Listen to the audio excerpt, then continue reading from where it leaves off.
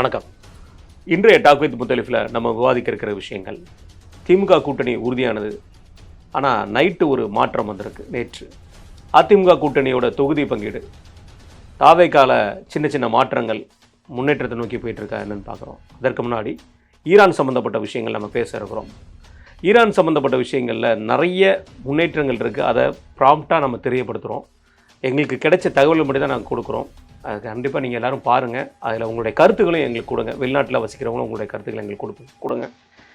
Subscribe பண்ணாதவங்க subscribe பண்ணி பாருங்கள். உங்கள் நண்பர்களுக்கு எடுத்து சொல்லுங்கள். ஹைப் பட்டனை ப்ரெஸ் பண்ணுங்கள். எங்களுக்கு அது ப்ரொமோஷனாக இருக்கும்.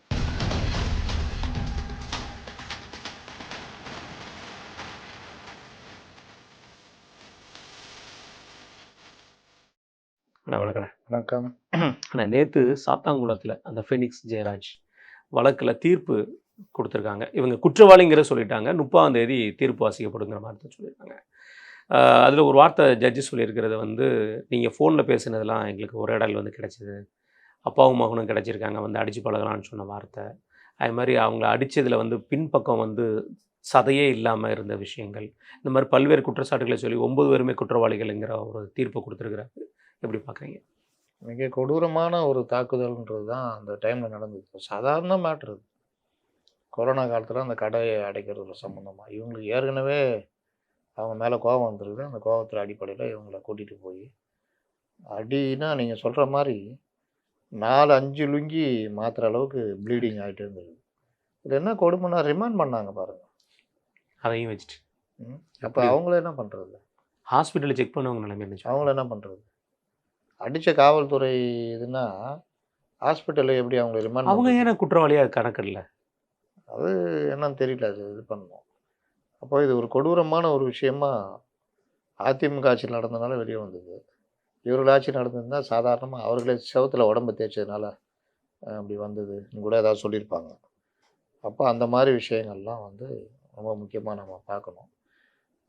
இதில் அவர்கள் குற்றவாளிகள் அப்படின்னு சொல்லியிருக்காங்க. எனக்கு தெரிஞ்சு சாகுமறை ஆயுள் இல்லாட்டி சில ஜட்ஜிங் ரொம்ப சீரியஸாக இருந்தால் மரண தண்டனை கூட கொடுக்குற அளவுக்கு பண்ணுவாங்க. மேல் கோர்ட்டில் போய் அது ஆயுள் தண்டனையாக மாறும். எப்படி வரும்னு தெரில. ஆனால் முழுவதுமே இனிமேல் சிறை வாழ்க்கையை தள்ளுற மாதிரி தான் இருக்கும். ஆயுள் தண்டனை கொடுத்துருவாங்க. அப்படி கொடுத்துருவாங்க. சிறைக்கு போயிடணும். அப்புறம் நீங்கள் போய் ஹைகோர்ட்டில் போயிட்டு மேல்முறையீடு. ஹைகோர்ட்டு கொஞ்சம் தண்டனையை குறைக்கும். மறுபடியும் அது என்ன பண்ணாலும் நீங்கள் அந்த சிறை வாழ்க்கைன்றதை தப்பிக்க முடியும். ஆமாம், அது தப்ப முடியாது. அந்த வார்த்தை எப்படி பார்க்குறீங்கண்ணே? அப்பாவும் பையனும் கிடச்சி அடித்து பழகுங்கன்னு சொன்ன மாதிரியான விஷயம். அது போலீஸ் காவல்துறை 2-3 வகை இருக்குங்க. நல்லவங்களும் இருக்காங்க. பெரும்பாலும் அவர்கள் கொடூரமானவர்களும் இருப்பாங்க. அவங்களுக்கு எதை பற்றியும் கவலை இல்லை. அவனுக்கு இது சமீப காலமாக தான் இருக்கா இல்லை முன்னாடியே இந்த மாதிரி அது எல்லா காலத்துலேயும் இருந்தது. ஏங்க பத்மினி வழக்கு எடுத்துங்க. 1991 கணவனை பிடிச்சி அடித்து இது பண்ணுறாங்க. இந்த அம்மா சாப்பாடு கொண்டு வருது. உன் கணவனை உண்ணணுன்னா எங்களோட நீங்கள் இணங்கி போகணுன்றாங்க. ஸ்டேஷன்லேயே 3-4 பேர் அந்த அம்மா பாலியல் பலாத்காரம் பண்ணுறாங்க. எல்லாத்தையும் பொறுத்துக்குது அந்த அம்மா. ஐயோ, கடைசியில் அவன் லாக்கப்லேயே இறந்து போகிறான். அது பிரச்சனையாகி கோர்ட்டுக்கு வரும்போது அந்த அம்மா ஒரு போலீஸ் அதிகாரியுடைய சட்டையை பிடிச்சி என் கணவனை உயிரோட விடுவீங்கன்னு சொல்லிட்டான்டா, நீங்கள் சொஞ்சிக்கலாம் நான் இது பண்ணேன், லாஸ்ட்டில் என்னையும் எப்படி பண்ணிட்டீங்களே அப்படின்னு. அப்போ தான் பத்திரிகையாளர் போது எல்லாருக்குமே வருது விஷயம். அன்றைக்கி இருந்த மார்க்சிஸ்ட் கட்சி ஜால்ரா அடிக்கிற கட்சி இல்லை. செய்கிறதுக்கு அதனால் மாதர் சங்கம் பாப்பா அம்மாநாத்தையும் இறங்கி பத்மினியை கையில் எடுத்து பெரும் போராட்டங்கள் இதெல்லாம் நடந்தது. அன்றைக்கி அதிமுக கவர்மெண்ட்னால திமுகவும் இவங்க கவர்மெண்ட் வீரியமாக இருப்பாங்க. அந்த வீரியமாக எதிர்கட்சி வேலையை பண்ணதுனால அது. ஆனால் அதை மெயின் முழுவதும் பண்ணது மாதர் சங்கம் சிபிஎம் தான். இவங்க சும்மா பேர் வாங்கிக்கிறது தான். முன்ன எப்படி நடக்கும்னா அவர்கள் ஃபுல்லாக போராடுவாங்க, இவங்க கடைசியில் பேர் வாங்கிக்குவாங்க. அந்த மாதிரி தான். அந்த கொடுமை வேறு என்ன சொல்லுவீங்க? இந்த மாதிரி நான் பல கொடுமை சொல்ல முடியும், 1-2 சொல்ல முடியாது. அதனால் காவல்துறை பொதுவான ஒரு இது, அந்த கலோனியல் மைண்ட் சொல்லுவாங்கள்ல, காலனி ஆதிக்க, அதில் நல்லவங்களும் இருக்காங்க, பெரும்பாலும் நல்லவர்கள் தான். மிருகங்களும் இருக்குது. மிருகங்களை நீங்கள் என்ன பண்ண முடியும்? பல்லப்படுங்க நல்ல ஒரு ஆள். அதை விட அவனை கொலை பண்ண வந்தான்னு ஒரு 2 பேர் போய் ஸ்டேஷனில் சரண்டர் ஆகி அவங்க மேலே புகார் கொடுத்து மொத்தம் 5-6-7 பேர் 10 பேர் என்னமோ அரெஸ்ட் பண்ணியிருக்காங்க. புகார்தாரர் 2 பேரும் என்னமோ 2 பேரோ 3 பேரோ அரெஸ்ட் ஆனவன் ஒரு 5-6 பேர். இவன் எல்லாரையும் இது பண்ணிட்டு க்ளவுஸ்லாம் மாட்டிக்கின்னு பல்ல பிடிங்கிறான். சில பேர் அந்த கல்லை வச்சு உரசிருக்காங்க. இவனை என்ன சொல்லுவீங்க? கோர்ட்டில் இன்னை வரைக்கும் ஐபிஎஸ் ஆஃபீஸர்ன்றதுனால அந்த வழக்கு அப்படியே இதாகிட்டே போய்கிட்டு இருக்கு. வருங்காலத்தில் டிஜிபியாக கூட வரலாம். டிஜிபி ஆக முடியாது, ஏன்னா இந்த அலிகேஷன் வந்தனால. அலிகேஷன்னால. டிஜிபினா சாதா டிஜிபியாக இருக்கலாம், சாதா டிஜிபியாக இருக்கலாம், ஹெச்ஓபிஎஃப் ஆக முடியாது. அப்போ இந்த மாதிரி ஆட்கள் எல்லாம் மனநல பாதிக்கப்பட்டிருந்தாங்க. காவல்துறை காவல்துறை இவங்க நண்பன்றாங்க. காவல்துறை அதிகாரிகள் ஒரு அப்பா ஸ்தானத்தில் குற்றத்தை தடுக்கிறது தான் முதல்ல அந்த மாதிரி. ஆனால் இப்போ அப்படி அந்த மனநிலை ரொம்ப பேர்கிட்ட மாறிக்கிட்டு இருக்குது. அதிகாரிகள்கிட்ட மாறும்போது நீங்கள் அதிகாரிகள் கையை அவுத்து விட்டா அதுக்குன்னு இருக்கிறவன் கீழே இருப்பான். இன்னொன்று சொல்கிறேன், என்கவுண்டருக்குன்னு ஆள் இருப்பாங்க. எல்லாரும் என்கவுண்டர் பண்ண மாட்டாங்க, பண்ண முடியாது. என்கவுண்டர் பண்ணால் தூங்கலாம் முடியாது, அவன் மனநலம் கூட பாதிக்கப்பட்டுருவான். அதனால் எல்லாரும் பண்ண மாட்டான், அதுக்குன்னு இருக்கிற ஆட்கள் தான் பண்ண வைப்பாங்க. அதே மாதிரி கொடூரமாக இருப்பாங்க. அவங்கள தான் இந்த ஸ்பெஷல் டீமு, இந்த அடிக்கிறது எல்லாம் வச்சுருப்பாங்க. எல்லாரும் போய் அடிக்க மாட்டான். 2 அடி அடிச்சவன் அழுதானா மனசு இறங்கிறவங்களாம் இருக்கிறான். அப்புறம் அந்த ஃபேமிலிக்கிட்ட இறக்கப்படுவாங்க சில அந்த இதெல்லாம். ஸ்டேஷன்லேயே நீங்கள் கொடூரமாக இருக்கிறவங்க இருப்பான், இறக்கப்படுறவங்க ஒரே நேரத்தில் சொல்லுவான். இது பண்ண இது பெனிக்ஸ் இதுலேயே யாரோ தடுத்துலாம் பார்த்துட்டு ஒரு மேடம் ஒருத்தங்க பிசி ஒருத்தங்க பண்ணியிருந்தாங்க. நீங்கள் அந்த விடுதலைன்னு ஒரு படம் வச்சு பாருங்கள், அதில் ஒருத்தர் அவரே மாறுவார். அந்த மாதிரி நடந்தால் தான் சில விஷயங்கள்லாம் வெளியே வரும். ஒன்று. ரெண்டாவது, இந்த அடிக்கிற டீம் இருக்குன்னா அந்த ஃபேமிலிக்கே சில இதெல்லாம் சொல்லுவாங்க, ஏம்மா அந்த மாதிரிம்மா நீ உடனே வக்கீலை பாரு, இது பண்ணு அது பண்ணு அப்படின்னு சொல்கிற ஆட்களும் இருக்காங்க. அது மேலதிகாரி கொஞ்சம் மரமெண்டலு இந்த குரூரமாக உக்காண்டானா கீழே அந்த வரைக்கும் போயிடும், வேலை நடக்கும். அதனால் அதிகாரிகள் அந்த கூடிய வரைக்கும் சட்ட ஒழுங்கு கரெக்டாக பயன்படுத்துகிற ஆளாக இருக்கணும். கண்டிப்பாக ரொம்ப முக்கியம். ரைட்ண்ணா. திமுக கூட்டணி ஒரு அதிசய கூட்டணி, அற்புத கூட்டணி, கொள்கை கூட்டணி, ஆர்ப்பரிப்பு கூட்டணி, இந்த மாதிரி அதில் இல்லாதவாடே இல்லை. ஆளந்து அக்கனா வரைக்கும் எல்லா விதமான கூட்டணி கண்டுபிடிச்சவங்க. ஆமாம், ரூபாய் கண்டுபிடிச்சனால அப்படிப்பட்ட ஒரு அபயலக்கா கூட்டணின்னு சொல்லலாமா, பலையலக்கா கூட்டணி ஒரு கூட்டணி. இதில் என்ன, நான் ஃபர்ஸ்ட் இன்னைக்கு உள்ள விட்டுறேன். நேற்று புதுச்சேரியில் எல்லாரும் வேட்புமனு தாக்கல் பண்ணிட்டாங்க. 7 நாளாக பேசியிருக்காங்க, 7 நாளாக முடிவு எடுக்காதவங்க வேட்புமனு தாக்கல் பண்ணதுக்கப்புறம் பண்ணி 16 நான் 14 அப்படின்னு சொல்லி ஒரு முடிவு எடுத்திருக்காங்க. இன்றைக்கி அண்ணன் நம்மளுடைய திருமாவூரில் வந்தோன்னே இப்போ உனக்கு 1, என் 14 உனக்கு ஒரு 1 தரேன் அப்படின்னு சொல்லி பிரித்து கொடுத்துருக்காங்க. எந்த மாதிரியான கூட்டணி தான்? 120 கிலோமீட்டர் டிஃப்ரென்ஸில் இது எந்த மாதிரியான கூட்டணி இது? அதுதான் இதுக்கு முன்னாடி நடந்திருக்கானே, இந்த மாதிரி சம்பவம்லாம் நடந்திருக்காங்க வேட்புமனு தாக்கலுக்கு அப்புறம் கூட. சொல்லான கூட்டணி. நீங்கள் வேறு என்ன பண்ண முடியும்? வேட்புமனு முடியுது, நீங்கள் அந்த டைம் வரை இழுத்துட்டு இருந்தா அதனால் தாக்கல் பண்ணுவாங்க. வாபஸ் வாங்கணும், வாபஸ் வாங்க சொல்லுவாங்க. வாபஸ் வாங்கிட்டும் உள்ளடி வேலை பார்க்குறவனும் இருக்கான். ஆமாம், அதை நானும் கேட்க வந்தேன். இந்த 16 தொகுதியில் அவன் எப்படி வேலை செய்வான், இந்த 14 தொகுதியில் இவன் எப்படி வேலை செய்வான்? சொல்லாத கூட்டணியில் வேலை பண்ணுவாங்க. அப்போ இந்த விவகாரங்கள் ஒரு பக்கம் தனியாக போய்கிட்டு தான் இருக்குது. அது இப்போ ஜெயலலிதாவை 230 நாள் வேட்பாளர் அறிவிச்சிருவாங்க. அதுக்கப்புறம் 2011 அப்படி தான் நடந்தது. ஆமாம், அப்புறம் ஒதுக்கணுன்னா அவங்களெல்லாம் நீங்கள் இல்லை அந்த மாதிரி தலைமையை பொறுத்து தான். இங்கே இவங்களுக்கு என்ன பிரச்சனைனா, காங்கிரஸை முற்றிலும் தான் கைக்குள்ளே கொண்டு வரலான்னு ட்ரை பண்ணாங்க. அது சோடங்கர்னு ஒரு மனுஷன் இருந்ததுனால நடக்கலை பாண்டிச்சேரியில். இல்லைன்னா 15 இருப்பாங்க. 15 இல்லை 20 மேலே அவங்களுக்கு 8 கொடுத்துருப்பாங்க இவங்க. ஏன்னா நீ 2 தானே ஜெயிச்ச, நாங்கள் தானே ஜாஸ்தி ஜெயிச்சோம் அப்படின்னு. கண்டிப்பாக. ரைட்ண்ணே, தமிழ்நாட்டுக்கு வருவோண்ணே. கூட்டணியில் இறுதியாக இருந்தது அண்ணன் திருமாவர்கள். இப்போ தேமுதிக பேச்சு நடந்துட்டு இருக்கு. அண்ணன் திருமாவர்களுக்கு 8 கொடுத்துட்டாப்புல. அதாவது அண்ணன் இப்போ பேட்டி கொடுத்தாரு, நாங்கள் 8 பிடிக்க போகிறோம் அதனால் 8, 8 பிடிப்போம் அதனால் 8 அப்படின்னு சொல்லி ஒரு 8க்கே 8 பிரித்து பேசிட்டாங்க. 5 நடக்கிறதுக்காக 5 நடப்பதால் 5 எப்படி எங்கள் அண்ணனுக்கு இப்படி ஒரு வார்த்தைகள்லாம் எடுத்து கொடுக்காங்கன்னு தெரியல. 6 மனமே 6ன்ட்டு எல்லாருக்கும் 6 கொடுத்தாங்களா? 6 கொடுத்தாங்களான்னு தெரியல. அது 8 தொகுதி கொடுக்கப்பட்டிருக்கு. அண்ணனும் பெரும் மகிழ்ச்சியோடு வாங்கிட்டு போயிருக்காரு. எப்படி பார்க்குறீங்க? நாளைக்கு 10 கொடுத்தா, பிரேமலதாக்கு 10 கொடுத்தா வேற எதுவும் சொல்லிடக்கூடாது, வேற எதுவும் சைலண்ட் பண்ணிடக்கூடாது. 10 போட்டேன் நெத்தியில் எல்லாருக்கும் 10 போட்டுருவாங்களா? இது நான் நேற்று கூட ஒரு இது பதிவு பண்ணேன். இவர்கள் மரியாதையை இவர்களே கெடுத்துட்டாங்க. இப்போ ஒரு பையன் கல்யாணம் ஆகிட்டு மறு வீடு போகும்போது அம்மாட்ட கேட்பான், அம்மா எப்பம்மா வர வீட்டுக்கு? பொண்ணு, நீ சாப்பிட்ற சாப்பாடில் மூஞ்சி தெரிஞ்சுனா வந்துடுவாங்க. இவன் போவான். முதல் நாள் நல்ல தடப்புடல் விருந்து, 2ஆவது நாள் கொஞ்சம், அதில் 3ஆவது நாளுக்கு அதில் கொஞ்சம், 4ஆவது நாள் பழையது. சாப்பிடும்போது தான் மூஞ்சி தெரியும். அம்மா சொன்னாங்களே மூஞ்சி தெரியும் கிளம்பும். அம்மா கிளம்பு நம்ம போகலாம். என்ன இல்லை போகலாம் வா, கிளம்பி போயிடுவான். அந்த மாதிரி சாப்பிட்ற சாப்பாடில் மூஞ்சி தெரிகிற வரைக்கும் மூஞ்சி இல்லை, மூஞ்சியை போட்டு முக்குனா வரைக்குமே உள்ளே இருந்தீங்கன்னா உங்களுக்கான இவர்கள் யாருமே இன்னைக்கு நான் போட்ட பதிவுக்கு அவ்வளோ துள்ளினாங்க அந்த மார்க்சிஸ்ட் கட்சியில். இன்னைக்கு என்னாச்சு? 5 தானே? 5 தான். இன்னைக்கு ஒரு தோழர் எனக்கு போட்டிருக்காரு. நீங்க சிதம்பரம் இல்லாட்டி சிதம்பரத்துக்கு கேட்டு பாலகிருஷ்ணன் இது போட்டாரு. அதனால சிதம்பரம் இல்ல. அவங்க லிஸ்ட்லயே சிதம்பரம் இல்லையாம். கடல்லயே இல்லன்னு. அந்த கடல்லே மாதிரி லிஸ்ட்லயே இல்ல. இது தோழர்களுக்கு ஒரு சந்தோஷம். என்னன்னா, ஏதோ ஒரு வகையில இது வெளிய வந்து அவர்கள் சங்கடப்பட்டு அத வைக்கல அப்படின்னு. நேத்து நான் போட்டேன். ஏன்டா அவ்வளோ போட்டப்போ குதிச்சீங்களே, மார்க்சிஸ்ட் கம்யூனிஸ்ட் கட்சி தோழர்கள் மாரி இல்லையே, ஐடிவிங்க மாரி போட்டீங்களே. ம். நான் பதிவு தானே போட்டேன். அதுக்கு நீங்க லாடம் கட்டின குதிரை மாரி ரொம்ப தரக்குறைவா விமர்சனம் பண்ணீங்களே. நான் யார் தெரியுமா? அப்படின்னு போட்டு நான் இன்னைக்கு மார்க்சிஸ்ட். இன்னைக்கு மார்க்சிஸ்ட். உடல் தானம் பண்ணியிருக்கேன். என் ஃபேமிலியே பண்ணியிருக்கோம். நாங்க அந்த லெவலு. நீ வந்து என்கிட்ட வந்துட்டு பேசுற. இன்னும் கொஞ்சம் பதிவு பண்ணலான்னு பார்த்தேன். சரி வேணான்னு விட்டுட்டு, என்னதான் சமூக வலைதளம் நம்ம நான் பொறுப்பு. 98லயே நான் ஃபுல் டைமர்ரா. என் கூட இருந்த வேல்முருகன் என்பவர், டைஃபில என் கூட இருந்தவர், மாநில செயலாளர் ஆனாரு. அப்ப நான் ஃபுல் டைமரா இருந்தா நான் என்ன ஆயிருப்பேன்? ம். விட மாட்டாங்கன்னு வச்சுக்கங்களேன். கேள்வி கேட்டாங்கலாம் இருக்க முடியாது. இருக்க முடியாது. போனாரு. இன்னைக்கு மாவட்ட செயலாளரா இருக்காரு. அதனால எனக்கு கட்சி பத்தி சொல்லி தராதீங்க. எனக்கு தெரியும். அப்படின்னு போட்டு விட்டேன். இன்னைக்கு 5 தான் வாங்கியிருக்கீங்க. இத தான் நான் சொன்னேன். ம். நீங்க வந்து கட்சி வந்து அதோடைய அடையாளத்தை இழந்ததுனால இன்றைக்கு இந்த மாதிரி நிலைமை. சொல்லணும்னா 1000 சொல்லலாம். லைட்டா பதிவு பண்ணேன். ஒருத்தன் வந்து திட்டல. அன்னைக்கு திட்டினவெல்லாம் எங்க போனான்னு தெரியல. ஆனா Facebookல வேற டீம் இறங்கிச்சு உள்ள வந்து திட்டுனுக்குது. என்ன யாராவது திட்டினா அதுக்கு இன்னொரு டீம் பதில் சொன்னுக்குது. சரி நீங்களே அடிச்சிங்க நான் வந்துட்டேன். ஏன்னா இவர்கள் அன்னைக்கு பேசினப்போ அப்படி நினைச்சிருப்பாங்க. நான் சொல்லிட்டேன், நீங்க எல்லாம் லாடம் கட்டின குதிரை மாதிரி போறீங்க. பாஜக எதிர்ப்புன்ற ஒரே இதை வச்சுக்கிட்டு ஊழல் இந்த மாதிரி விஷயங்களை பார்க்காதோடைய விளைவு இன்னைக்கு உங்களை அதை பயன்படுத்தியே காலி பண்ணிட்டாங்க. இதை தான் நான் பதிவு பண்ணுறேன், பார்த்துக்கோ அப்படின்னு. அதனால் அவர்களுக்குமே ஒரு குற்ற உணர்ச்சி வந்திருக்கும். யாரும் வரல உள்ளக்க.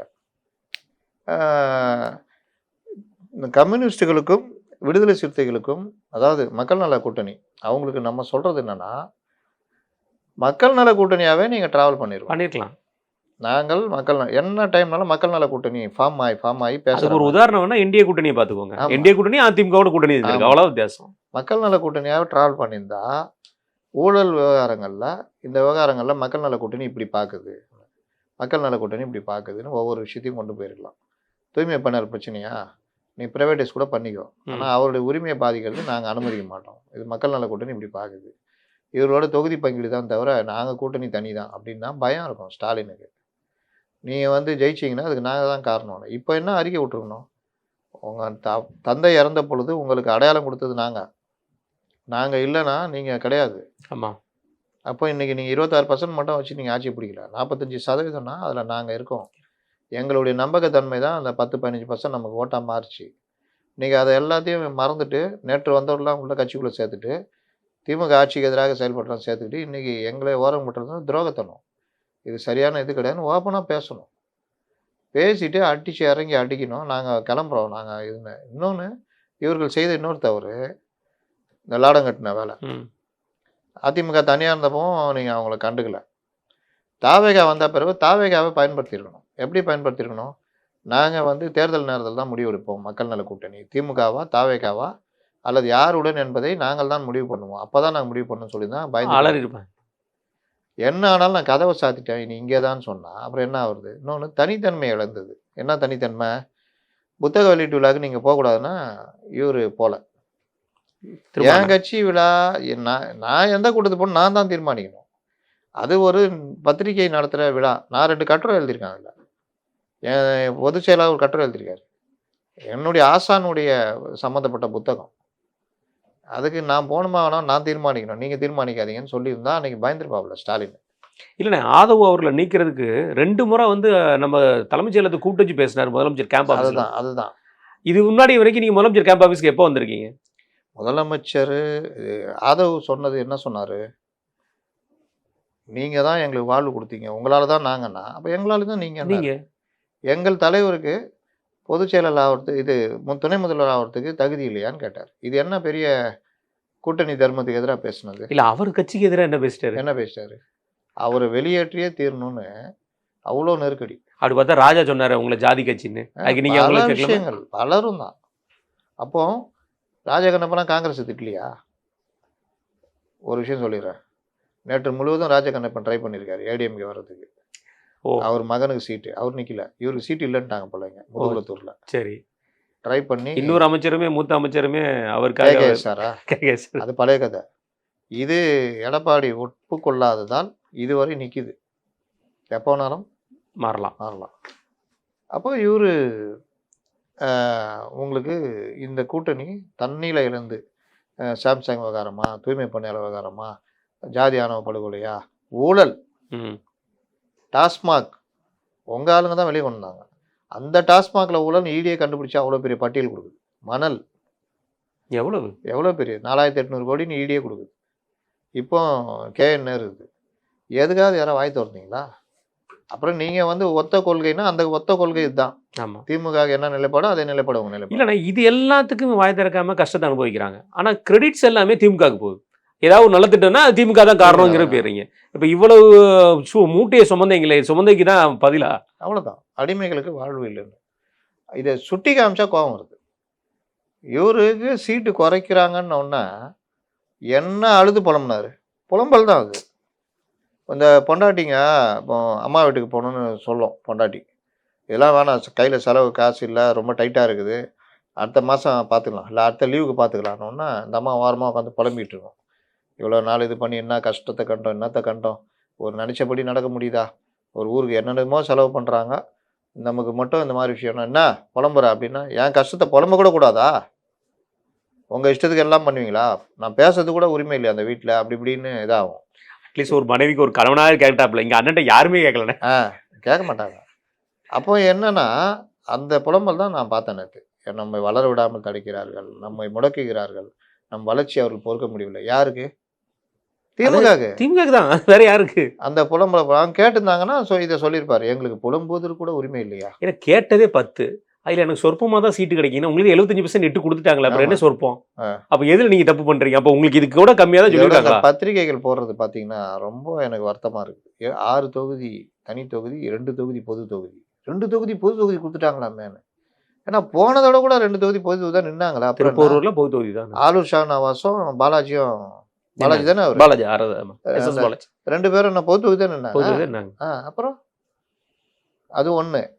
ரெண்டாவது, மார்க்சிஸ்டுகள் என்ன, அவருடைய அடிப்படை இது இந்த சாம்சங் போராட்டம் எல்லாமே நீங்கள் உங்கள் அடையாளத்தை இழந்துட்டீங்க. இன்னொன்று, இவங்க கூட்டணிக்குள்ளே ஒரு உறுதி இருக்குதா பாருங்க. மதிமுக 3+1 ஒத்துக்கிட்டு போயிட்டாங்க. சிபிஐ 5 கொடுத்தனும் போயிட்டாங்க. அப்புறம் நீங்கள் என்ன மக்கள் நல கூட்டணி மெயின்டைன் பண்ணீங்க? உங்களுக்குள்ளே ஒரு ஒற்றுமை இல்லை. அந்த ஒற்றுமையை இல்லை, இவ்வளோ பெரிய பிரச்சனை நடந்திருக்கு, நீங்க எல்லாம் சேர்ந்து ஒட்டுக்கா ஒரு நாள் பேசியிருந்தீங்கன்னா பயந்துருப்பாங்க. நீங்க யாருமே பேசலையே. கடைசியா சாம்சங் போராட்டத்துக்கு பேசினாங்க, அன்னைக்கே உடைச்சிட்டாங்க. அன்னைக்கே உடைச்சி முடிவு பண்ணி திரும்ப வச்சு உடைச்சி. அப்போ இவர்கள் எல்லோருக்குமே அடிமை சிந்தனை இருக்கு. ஒரு இதுல அங்க பேசுறது பாஜக 80 தொகுதியை எடுத்துக்கொண்டு எடப்பாடி தூக்கி வெளியில இருந்து விட்டு எஸ்பி வேலுமணியை முதல்வர் வேட்பாளர் அறிவித்து பண்ண போறாங்கன்னு ஒருத்தர் பேசி அது பிரபலமாச்சு. அப்புறம் பாஜக 60 தொகுதிகள் கட்டும், பாஜக 27க்கு ஆள் இல்லையா நேற்று சொல்றாங்க. அவர் எவ்வளவு தூரத்துக்கு கொண்டு போயிட்டு இருக்காரு அடுத்து பேசணும். எப்படி போயிட்டு இருக்கு இங்க? 27க்கு ஆள் இல்லையா? ஒரு 20ன்னா தேரும், ஒரு 7 தொகுதிக்கு எங்க போறது தெரியல ஆளு இருக்காங்க. அது எதுக்கு? ஒண்ணுதுக்கு சொத்த சொல்ல வச்சுக்கிட்டா பண்றது. இப்போ அவங்களுக்கு அந்த பிரச்சனை. அப்போ என்னென்ன பேச்சு பேசுனீங்க? 60 தொகுதி கேட்கும் பாஜக, 80க்கு மீள் குறைவே மாட்டோம் என்று அடம்பிடிக்கும் பாஜக, இவரு டிடிவி, இது அந்த பிரச்சனை இந்த பிரச்சனை. 4 மணி நேரம் காத்திருந்த எடப்பாடியார் 2 மணி நேரம். அது ஒரு பத்திரிகையாளர், அந்த பையன் என்ன தப்பு பண்ணுறான்னா, இந்த மாதிரி சில்லுண்டி வேலையில் தான் அவன் வந்து தலைப்பு போடுறது, கவனம் செலுத்துறதுலாம் அவன் திமுக ஆதரவு மென்டாலிட்டின்னு நினைக்கிறேன். ஏன்னா போகும்போது எடப்பாடி வந்து இவரை பார்க்க போகிறாரு, யார்? அமித்ஷா. வரும்போது காரில் ஸ்ட்ரைட் வியூவில் நல்லா தெரியுது. இப்படி சைடு வரும்போது கைக்குட்டு வச்சு மூஞ்சி தொடக்கிறாரு. முகத்தை மூடி கொண்டு போனோன்னு ஆரம்பிச்சது அந்த பையன்தான். அது வந்து என்ன ஆச்சுன்னா, இங்கே இருக்கிறவங்க அதை எடுத்து பயன்படுத்தி பெருசாக்குனாங்க. அடிக்கடி திமுக திட்டு வாங்குற ஆள் தான். உனக்கு ஏன் இந்த பொழப்புன்னு கேட்குறேன். நேற்று நான் அன்றைக்கி 2 மணி நேரம் காத்திருந்தேன். நான் என்ன கேட்குறேன், எடப்பாடி 8 மணிக்கு சந்திக்கலான்னு தமிழ்நாட்டில் இப்போ அமித்ஷா வர்றாரு, 8 மணிக்கு நம்ம மீட்டிங் வச்சுக்கலாம் சார் சொல்கிறாரு வச்சுக்கோங்க. அமித்ஷா 6 மணிக்கே வந்துட்டார். ஹோட்டலில் ரெஃப்ரெஷ் ஆகிட்டு 8 மணிக்கு இதுன்னு கட்சிக்காரங்களாம் வர வச்சு பார்த்துக்கிட்டு இருக்காரு. 8 மணிக்கு அங்கே சந்திக்கணும். அப்போ 2 மணி நேரம் எடப்பாடிக்காக அமித்ஷா காத்திருந்தாங்க. 6 மணி நேரம் காத்திருந்தார், தெரியும்ல கூட்டணிக்கான நேரத்தில். அன்னைக்கு காத்தான இருந்தார். யாராவது வாய் திறந்தீங்களா? இவர் டெல்லி போகிறாரு. 5:30 மணி என்னமோ இறங்குறாரு. நைட்டு 7 மணிக்கு என்னமோ 8 மணி என்னமோ 10:30 மணிக்கு தான் சந்திப்பு. அப்போ நான் டெல்லியில் வந்து ஷாப்பிங் போவாங்களா? டைம் ஃப்ளைட் இல்லையா? என்னையா பண்ணுறது? சார்ட்டர் ஃப்ளைட்டில் போனார். அப்போ இதை 2 மணி நேரம் காத்திருந்தேன்னு உருட்டுறது எந்த வகை? அதில் ஒரு இன்பம், இப்படி சொல்லிட்டோமேனு ஒரு இன்பம். அப்புறம் டெல்லியில் பேச்சுவார்த்தையில் எப்போ முடித்தாங்க, என்ன பண்ணாங்க தெரியுமா? டெல்லிக்கு எதுக்கு போனாங்க, என்ன ஸ்ட்ராட்டஜி, இதெல்லாம் தெரியுமா? இன்றைக்கி பல பேருக்கு சீட் இல்லைன்றாங்க, இவன் அண்ணாமலை உட்பட. அண்ணாமலை கிடையாது, கார்த்தியாயினி கிடையாது, கருப்பு முருகானது கிடையாதுன்றாங்க. எல்முருகன் போய் நிற்கிறார், மத்திய அமைச்சர் தேர்தல் நிற்கிறாரு. எம்எல்ஏ இப்போ தான் தமிழகம் பார்க்குது தேர்தலில். போன முறை நின்னார்ல அவினாசி, போன முறை அது எம்பிங்க, எம்எல்ஏக்கு நின்னார்ல. இதில் நம்ம அப்போ மத்திய அமைச்சர் கிடையாது. கைல்வெளி செல்வராஜ் அவங்க ஜெயிச்சாங்களே, இப்போ ஆதித்ய திராவிட நலத்துறை அமைச்சர் அவங்களே தானே ஜெயிச்சாங்க தாராபுரத்தில். அப்போ அவர் மத்திய அமைச்சர் கிடையாது, மத்திய அமைச்சர் தலைவருங்க. மத்திய இணை அமைச்சராக இருந்தாருன்னு. மாநில தலைவருங்க. அப்படியா? தெரியல. மாநில தலைவரெல்லாம் கொண்டு வந்தாங்க. மாநில தலைவராக இருந்து அண்ணாமலை கொண்டு வந்தோன்னா இவருக்கு ராஜ்யசபா அமைச்சராக அமைச்சராக ராஜ்யசபா எம்பியா இருக்கும் போது எம்பி போட்டா அது கரெக்டு தானே. இப்போ மத்திய அமைச்சர் போது இங்கே தேர்தலில் அவருன்னா என்ன கதை? அப்போ அண்ணாமலைக்கு மாற்றாக எல்முருகன் அப்படின்னு யோசிச்சுட்டாங்களா? எல்முருகனை இங்கே கொண்டு வரணும்னு என்னன்னு எனக்கு புரியல. ஆனால் கவுண்டம்பாளையத்தில் அண்ணாமலை நிற்கிறதுக்கு வாய்ப்புகள் இருக்குன்னு சொல்கிறாங்க. அண்ணாமலை கவுண்டம்பாளையத்தை விரும்பவில்லை. அவர் கேட்ட தொகுதி வேறு, அந்த தொகுதியை தர அவர்கள் தயாராக இல்லை. மொத்தத்தில் பாஜகவே அண்ணாமலை நிப்பாட்டுற மாதிரி ஐடியா இல்லை போல். இல்லை டெல்லிக்கு ஏதாவது தூக்குறது ஐடியாவுக்கு தான், எல்முருகனை இங்கே போட்டு அந்த மாதிரி ஐடியாவுக்கு தான் தெரியல. அதனால் அண்ணாமலைக்கு இல்லைன்றாங்க. இதெல்லாம் தகவல் தான். வந்துச்சுன்னா ஏன்பா இல்லைன்னு சொன்னிய, வந்துச்சுன்னா நான் என்ன, நமக்கும் சந்தோஷம் தான், நல்ல வேலை பார்ப்பாரு. நைனா நாகேந்திரன் தான் கேட்கணும். இது ஒன்று. அப்போ இவர்கள் தன்னிலை இழந்ததுனால தான் இந்த மரியாதை குறைவு ஏற்பட்டதுன்னு நம்ம பார்க்கணும். கண்டிப்பான இல்லைண்ணே. இப்போ வந்து தேமுதிகக்கு மட்டும் தான் மிச்சம் இருக்குது. இதில் தேமுதிகக்கு 10 தொகுதி கொடுத்தா, ஏன்னா இவங்க எல்லாத்தையும் முடிச்சுட்டு அங்கே அவர் யோசிக்கிறார். 10 கொடுத்தா என்ன பண்ணுவீங்க? அதுக்கு ஒரு பேசிட்டாருண்ணே, ஒரு சமூக வலைதளத்தில் பேசியிருக்காப்புல. அது பழசுங்க. இல்லை இன்னைக்கு பேசியிருக்காப்புலண்ணே. அதாங்க பழசு. எதிர்கட்சியாக இருந்துச்சு தேமுதிக, அந்த கட்சிக்கு மரியாதை இருக்குது. காங்கிரஸ் அதே தான், அது பழசு. மக்கள் நல கூட்டணி வந்த டைமில் பேசினது. மக்கள் நல கூட்டணி எங்கள் கூட இருந்தாங்க. அதுக்கு ஒரு காரணம் வேறு சொல்லியிருக்காரு. இப்போ நீங்களும் இருப்பீங்க, உங்கள் அப்பாவும் இருப்பாங்க, இத்தனை மூட சுமந்துருக்காருன்னு சொல்லிட்டு இப்போ அவர் வயசாயிட்டுங்கிறதுக்காக நம்ம அவருக்கு இது கொடுக்க முடியாமல் இருக்க முடியுமா? நானும் ஃபைட் பண்ணுவேன், அவரும் ஃபைட் பண்ணுவார், அதனால் அவருக்கு கூட கொடுக்குறதுனால எந்த தப்பு இல்லை அப்படின்னு சொல்லியிருக்காரு. இது நம்ம என்னன்னு சொல்கிறது? இப்போ உங்களுக்காக வந்த கட்சி அவங்கள வச்சு உங்களுக்கு சீட் இல்லைன்னு சொல்லும் போதும் இப்படி ரெண்டாவது காங்கிரஸுக்கு 3 சீட்டு எக்ஸ்ட்ரா கொடுக்கும்போது இவர் ஏற்கனவே அப்படி பண்ணணும் அவசியம் எனக்கு. இத்தனைக்கு 2வது பெரிய கட்சி இந்த கூட்டணியில் இவங்க தான். ஓரளவுக்கு நம்ம கண்ணுக்கு தெரிகிற கூட்டணி இவங்க தான். திருமாவளவனே அவரோட மதிப்பை கெடுத்துக்கிறார். தேமுதிகக்கு எவ்வளோ வாய்ப்பு இருக்குன்னு நினைக்கிறீங்கண்ணே? அதே 8 தான் கொடுப்பாங்க. 8. இவங்களுக்கு இவ்வளோ பிரச்சனை இந்த எண் நம்பர்லேயே இருக்குது. தொகுதியில் பிரிக்கும் போதும் அடுத்த தகராறு ஆரம்பிக்கும். இப்போ அவங்க ரிஷி வந்து கேட்குறாங்க, அங்கே அவங்க சிட்டிங் எம்எல்ஏ இருக்கார், ஆம்பூர் அதை கொடுக்குறாங்க போல். ஆம்பூரில் திமுகவில் யாரோ ஒருத்தர் வெயிட்டாக இருக்கு, அது போகும். இந்த மாதிரி பல தொகுதிகள் வட மாவட்டங்கள்னால் திமுகவும் இவங்க இவங்க பிசிகா 3 பேர் தான் போட்டியே இருக்கும். யார் இடம் பிடிக்கிறது? ஆமாம், இவங்களுக்குள்ளே போட்டி வர மாதிரி இருக்கும். கம்யூனிஸ்டுகள் எந்த தொகுதி தான் கொடுப்பாங்க? அவங்க ஏதாவது பட்டியல் கொடுப்பாங்க. அதில் அரூர் கிடையாது, அரூர் இவங்க கேட்டிருக்காங்க. அதனால் என்ன போகும் தெரியாது. வலது கம்யூனிஸ்ட்டுக்கும் மார்க்சிஸ்ட் கட்சிக்குமே சின்ன மரம் இருக்குது. தொகுதிகளில் பிரித்து பிடிக்கிறதுல போட்டி இருக்கும். அப்போ எப்படி பார்த்தாலும் அதுலேயும் ஒரு பிரச்சனை இருக்குது. ஆனால் நல்ல அற்புதமான கூட்டணி, கொள்கை கூட்டணி. கண்டிப்பான ரைட். அதிமுக பற்றின அதிமுக கூட்டணி விவகாரத்தில் பார்த்தீங்கன்னா 27 தொகுதி வந்து நமக்கு இப்போ பிஜேபி கொடுத்துருக்காங்க. எப்படி பார்க்குறீங்க? 18 தொகுதி பாமக, 11 தொகுதி நம்ம அமமுக கொடுத்துருக்காங்க. மீதி எல்லாம் சின்ன கட்சிகள் நாங்கள் பேசிகிட்டு இருக்கோம். அவங்க தமிழ் மாநில காங்கிரஸ்க்கு எல்லாமே பேசிகிட்டு இருக்கோம். எந்த சின்னங்கிறது நாங்கள் அனௌன்ஸ் பண்ணுறோம் அப்படின்னு சொல்லியிருக்காங்க. பிஜேபியை வந்து ரொம்ப பெரிய லெவலில் பேசப்பட்டு 80 தொகுதி 60 தொகுதியெலாம் கொடுக்கப்பட்டது. எடப்பாடியார் அவர்கள் வெறும் 27 தொகுதி கொடுத்து அவர் கையாண்ட விதம். ஏன்னா 21 நம்ம பார்த்தோம். 21 ஆளுங்கட்சியாக இருக்கும்போது அவர் வந்து கம்மியான தொகுதி கொடுத்துருந்தார். 90 கேட்டாங்க, அவர் கம்மியாக கொடுத்துருந்தாரு. அவங்க வேற முரண்டு பிடிச்சாங்க. பாமக அவங்களோட எங்களுக்கு ஜாஸ்தி கொடுக்கணும். அந்த மாதிரி முரண்டு பிடிச்ச நேரத்தில் பார்த்துருந்தோம். இன்றைக்கு வந்து இந்த தொகுதி உடன்பாடை வந்து சுமூகமாக முடிச்சிருக்காங்க. எப்படி பார்க்குறீங்க? பாஜகவை பொறுத்த வரைக்கும் அவர்கள் அண்ணாமலை இதை வச்சு ஒரு பெரிய ஒரு இது மாதிரி காமிச்சாலும் சொல்லிக்கொள்கிறபடி கீழே வேட்பாளர்களும் தொகுதிகளிலே பெரிய இதெல்லாம் கிடையாது. அப்போ 27 தொகுதின்றதே நான் சொன்னேன்ல, அவங்களுக்கு 20 தொகுதிக்கு வேணால் வேட்பாளர் இருக்காங்க. 7 தொகுதிக்கெல்லாம் பெரிய பிரச்சனை தான் ஓடிட்டுருக்குது. வேட்பாளர் இருப்பாங்க, சக்தி வாய்ந்த ஜெயிக்கக்கூடிய ஆளாக இருக்க மாட்டாங்க. இதான் மெயின். இல்லை யாராவது ஒரு பணக்காரனை கொண்டு வந்து நிப்பாட்டுவாங்க. இவங்க வர தோற்றமாக அந்த இதையும் பார்த்தாலே ஜனங்க இதாகாது. இன்னும் இந்த கோட்டை போட்டுக்கணும் மேலே ஜாக்கெட்டை போட்டு சுற்றினுக்கிறாங்க. இதெல்லாம் டெல்லியில் குளிருக்கு போடுறதுயா. இங்கே வந்து இந்த ரோஸ் கலரில் பச்சை கலரில் போட்டுக்கணும். இதெல்லாம் நம்ம ஊர் ட்ரெஸ்ஸுக்கு வாங்கயா. பிஎம்ஏ இங்கே வந்து நம்ம வேஷ்டி நம்ம வேஷ்டி கட்டுன்னு கட்டுறாரு. இப்போ பியூஷ் கோயல் வராருன்னா அவங்க ஊர் இது, அவர் இது வராரு. என்ன இங்கே இருந்துக்கிட்டே இந்த வேலையெல்லாம் பண்ணுறது, டிவி இதில் போய் உக்காந்துக்கிறது, இதில் காமிக்கிற ஆர்வத்தை இதில் காமிக்கிறதே கிடையாது. அப்போ இந்த மாதிரி விஷயம்னு வச்சிங்களேன், அது கரெக்டாக இது நெருக்கி பண்ணி பண்ணிட்டாப்புல. இதில் இவங்கள மாதிரி பழி வாங்குற புத்தியோட டிடிவி என்னை பற்றி இவ்வளோ பேசுனீங்க, உனக்கு ஆறு தான்ன்ற மாதிரிலாம் எதுவுமே இல்லை. 11 நல்லா 95 ஆஃபீஸ்லேயே உட்கார வச்சு பேசுகிறேன். ரொம்ப திருப்தி எனக்குன்றார் அவர். அதே மாதிரி அவங்களுக்கு சீட்டு தொகுதியும் பெரிய அளவில் பிரச்சனை வரல. தொகுதிகள் கிட்டத்தட்ட இது இவர் 3 தொகுதி. யார்? தமிழ்நாடு காங்கிரஸ். தமிழ்நாடு காங்கிரஸ் காஞ்சிபுரம், இது ஈரோடு கிழக்கு, இன்னொரு தொகுதி ஏதோ ஒன்று சொன்னாங்க. தூத்துக்குடியில் இல்லைன்னா தூத்துக்குடி கொடுத்துருவோம். தூத்துக்குடி சொன்னாங்க, இன்னொரு தொகுதி சொன்னாங்க 3. அதே மாதிரி பாஜகவும் இப்போ கிட்டத்தட்ட பிரச்சனை இல்லை தொகுதிகள். சென்னையில் மட்டும் கொஞ்சம் இதாகுது, அது முடிச்சு விட்ருவாங்க. இவங்களுக்கும் தொகுதி பிரச்சனை. அமமுக செய்தப்பட்ட கன்ஃபார்ம்டு. அது கன்ஃபார்ம் தான். ஆமாம். இது பாமகவும் கிட்டத்தட்ட தொகுதியை முடிச்சு அது அவங்க தொகுதி. நாளைக்கு காலையில் அதிமுகவுடைய தொகுதிகள் வந்துவிடும். நைட்டே வந்தால் நான் போட்டு விடுவேன், இல்லாட்டி காலையில் வந்தாது. நான் சொன்ன மாதிரி இந்த சிக்கல்லாம் இருக்குது. 2 மாவட்ட செயலாளர் பாதிக்கப்படுறாங்க. அது அசோகா, சத்யாவா, விருகை ரவியான்னு எனக்கு தெரியாது. சென்னையில் பாதிக்கப்படுறாங்க 3 பேரில். ஒரு முன்னாள் அமைச்சருக்கு இல்லை சீட் இல்லை. அவர் ஏதாவது வக் போர்டு இந்த மாதிரி ஏதாவது தள்ளி விடுவாங்கன்னு நினைக்கிறேன் ஆவடியில். இப்போ அந்த மாதிரி விஷயங்களும் போய்கிட்டு இருக்குது. வேற என்ன அவங்க இதில். மற்றபடி அதிமுக அவர்களுக்கான தொகுதி நம்ம ஒரு பதிவு போட்டோம்ல ட்விட்டரில். ஆமாம், அதே தான். அதை நெருக்கி தானே நெருக்கி வந்திருக்கு. எங்கேயும் 1 2 தான் மாறி இருக்கு. ஆமாம்.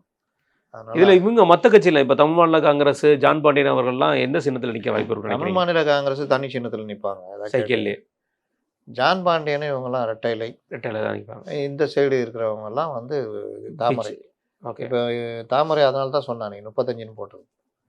27 இப்போ இவங்களுக்குன்னா ஒரு 5 6 சேர்த்து 33ன்ற மாதிரி வருங்கிற மாதிரி கான் சொல்லுவோம். ரைட்ண்ணே. தேர்தல் அறிக்கை எப்படி விட வாய்ப்பு இருக்கும்? இன்னைக்கு இருக்கா? எல்லாமே நாளைக்கு வருதுன்றாங்க. எல்லாமே நாளைக்குள்ளே எல்லாம் முடிஞ்சு போயிடும். பிரச்சாரத்தையும் நாளிலேருந்து தொடங்குறாருங்கிற மாதிரி. நாளைக்கு தான் மயிலாப்பூரில் தொடங்குறாரு. வளர்மதி அக்காவுக்கு ஆதரவாக பிரச்சாரம். தடவை திமுக இது மயிலாப்பூரை ஜெயிச்சா முடியணுன்ற ஒரு முடிவில் இறங்கிட்டாங்க. அது போகிற கதை தான். நேரத்தை பேசணும்ல. ஆமாம், அதனால் அது ஆட்டோமேட்டிக்காகவே இது அந்த மாதிரி தான் போகும். கண்டிப்பாக. ரைட்ண்ணே.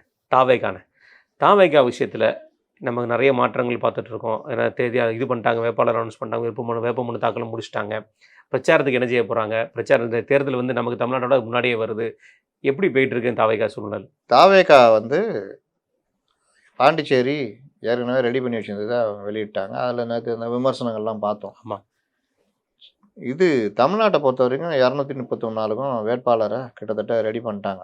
எப்படி பண்ணாங்களாம் கேட்காதீங்க. அதில் 234 பேர்லண்ணே, அதை யோசிக்க வேண்டியிருக்கு. அதிலே பெரும் போட்டி. என்ன போட்டினா, புஷியை மீறி தனியாக முடிவெடுத்து ஆட்களை திணிக்கிற வேலை நடந்தது. அப்புறம் கட்சிக்காரர்களை புறக்கணிக்கக்கூடாதுன்றதெல்லாம் புறக்கணிக்கக்கூடாதுன்றதெல்லாம் ஒழிச்சு அவர் நேற்று இதெல்லாம் பண்ணியிருக்காங்க. 234 வேட்பாளர்களும் வேட்பு மனு தள்ளுபடி ஆகாமல் இருக்கிறதுக்கான ஒர்க்கை பண்ணுறாங்க. ஓகே. நேற்று எல்லா வழக்கறிஞர்களை வச்சு அவர்கள் அலுவலகத்திலே எல்லாருக்குமே வேட்புமனு தாக்கலை ரெடி பண்ணி எல்லாருக்கும் கொடுக்குற வேலையை பண்ணுறாங்க. 10 தொகுதி காங்கிரஸுக்கு தாவேகால. ஓகே, அது உறுதி. என்னங்க புரியுது. அங்கேருந்து வந்த ஆளுக்க புதுசாக நாளைக்கு சேர்றாங்க. அதானே தெரியுது. நேற்று அங்கே பாண்டிச்சேரியில் ஒரு 2 அதிமுக ஆளுக்க 2.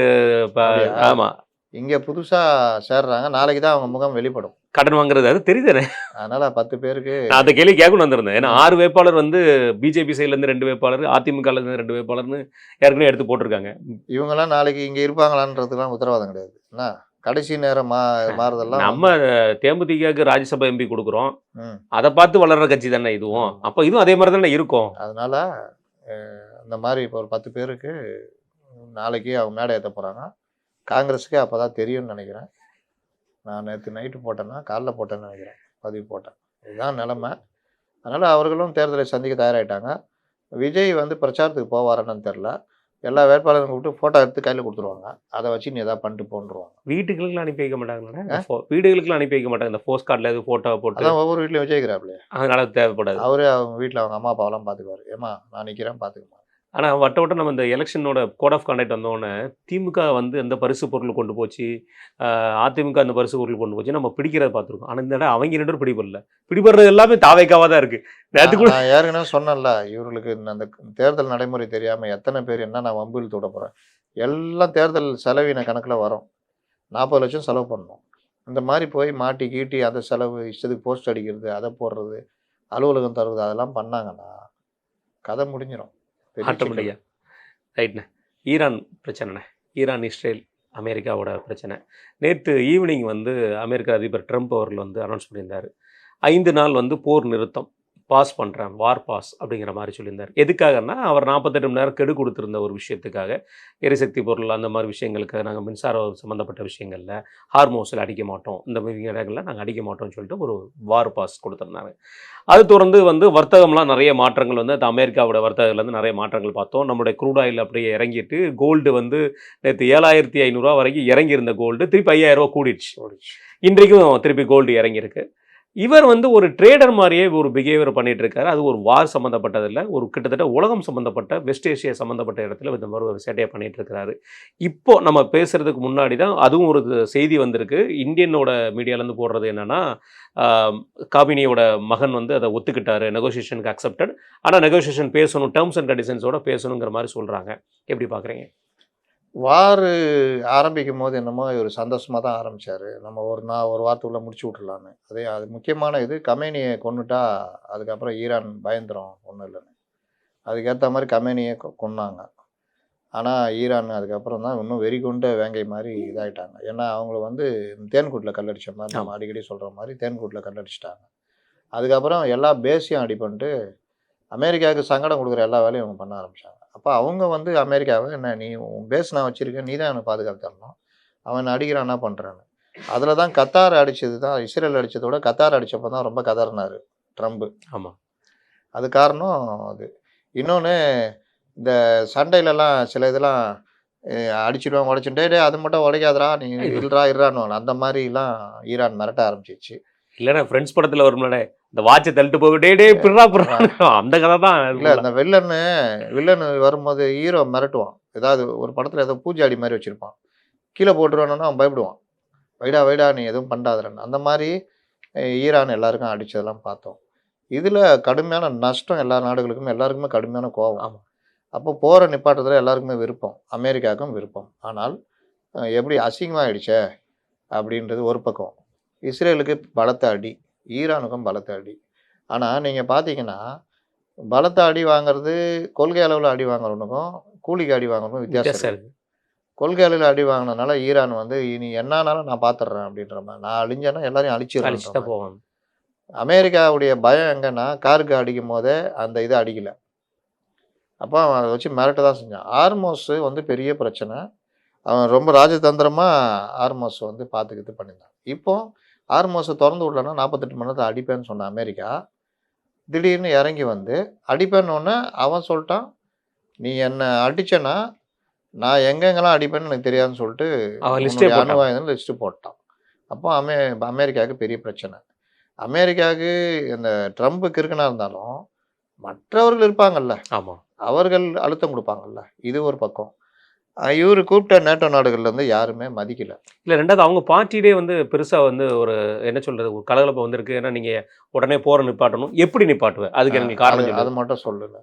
இப்போ இன்னொரு பிரச்சனைனா அக்டோபரில் தேர்தல். ஆமாம், அதுக்கு நீங்கள் ஜூனில் இருந்து தயாராக ஆரம்பிச்சிடணும்.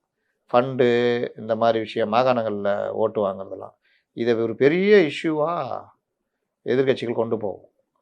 கமலா ஹாரிஸ்லாம் கண்டிச்சிட்டாங்க. அப்போ உங்களுக்கு வேலையில்லா திண்டாட்டம், பணம், பொருளாதார பாதிப்பு, அண்டை நாடுகளோட பிரச்சனை, வீரர்கள் மரணம், இது எல்லாத்தையும் கணக்கு போட்டு தான் ட்ரம்ப் வந்து ஒரு மோசமான ஒரு ஜனாதிபதினு கொண்டு போயிடுவாங்க. அதுக்காக இப்போத்துலேருந்தே அவரும் அந்த இதில் இறங்குறாரு. அதுக்கு அவர் ஒரு முன்கை எடுத்து வச்ச மாதிரி சொல்கிறாங்க. ஆனால் இஸ்ரேல் நாங்கள் அடிப்போன்றான். அடித்தா ஈரானும் இஸ்ரேலும் பார்த்துக்குவாங்க. அப்போ ட்ரம்ப் அந்த இடத்துல என்ன முடிவு எடுப்பார்? இஸ்ரேலை வந்து நீ வந்து விட்டு விடுமுறை இந்த ஒரு 10 வடிவல் சொல்லுவானே, டேய் நான் நல்லபடியாக பேசி முடிச்சிட்டேன், நீ புதுசாக ஆரம்பிக்காதடான்னு, அந்த மாதிரி இதுங்க. இதில் இந்த 5 நாள் பயன்படுத்தி இந்தியா, ரஷ்யா, சைனா இவர்கள்லாம் உள்ளே இறங்கி இதை கண்டினியூ பண்ணுற வேலையை பண்ணாங்கன்னா உண்மையிலேயே இந்த போர் இதோட ஒரு முடிவுக்கு வரும், ஒரு லெவலுக்கு வரும். ஏன்னா ஈரான் ஒத்துக்குச்சின்றது தான், ஈரான் அதுக்கப்புறம் ஒரு பெருசாக எந்தளவும் பண்ணல. இல்லைண்ணா, அதுதான் ஒரு பெரிய குழப்பமே. ஏன்னா கமினி அவர்களுடைய மகன் வந்து எந்த இடத்துல இருக்காருங்கிறது இல்லை. ஏன்னா நேற்று ட்ரம்ப் அவர்கள்ட்ட பேசும்போது அவர் கேட்ட கேள்வி, யார்கிட்ட நீங்கள் வந்து இந்த இதை பேசியிருக்கீங்க அப்படின்னு கேட்கும்போது, நாங்கள் முக்கியமான ஆஃபீஸர்கிட்ட பேசியிருக்கோம். இப்போ அங்கே பொறுத்த வரைக்கும் நமக்கு தெரியும், ஈரானில் மொத்தமே 3 பேர் தான். ஒருத்தர் கமினியோட மகன், இன்னொரு ஃபாரின் மினிஸ்ட்ரி, அவர் பார்லிமெண்ட்டோட ஸ்பீக்கர். இந்த மொத்தம் 3 பேர் தான் இப்போ இருக்கிறாங்க. இந்த 3 பேருமே அதில் முக்கியமாக பார்லிமெண்ட் ஸ்பீக்கர் அவர் வந்து மறுத்துட்டார், நாங்கள் பேசலைன்னு. ஃபாரின் அவரும் மறுத்துட்டார். இப்போ இன்றைக்கி கம்யூனி சைட்லேருந்து ஒத்துக்கிட்டதா வந்து ஐஆர்ஜிசிலேருந்து வரல, நம்ம இந்தியன் மீடியாவில் மட்டும் வந்திருக்கு. இவங்க ஒரு பக்கம் அவர் இல்லைங்கிறாங்க, இன்றைக்கி அவர்கிட்ட தான் நெகோசியேஷன் பேசுகிறேங்கிறாரு. ட்ரம்ப்போட பேச்சில் இவ்வளோ முரண்பாடா? ட்ரம்ப் தான் பாகிஸ்தான் போரே நிப்பாட்டினவர்ல. ஆமாம், இப்போ மக்கள் புரிஞ்சுக்கணும். அதனால் உளறிக்கிட்டு இருப்பாப்புல. ஆனாலும் இதை நல்ல முயற்சியாக தான் நம்ம பார்க்கணும். பார்த்து இதுலேருந்து டெவலப்மெண்ட் ஆச்சுன்னா நல்லாயிருக்கும், பார்ப்போம். கண்டிப்பாக. ஏன்னா போகிற நிப்பாட்டுறேன்னு சொல்கிற ட்ரம்ப் அடிக்க முடியாது. ஆமாம், 5 நாளைக்கு அடிக்க முடியாது. அதனால் இது ஒரு நல்ல இது தானே, இதை பயன்படுத்தி மற்றவர்கள் பண்ணாங்கன்னா நல்லாயிருக்கும். கண்டிப்பாக. மிக்க நன்றி உங்கள் நேரத்தை கருத்து.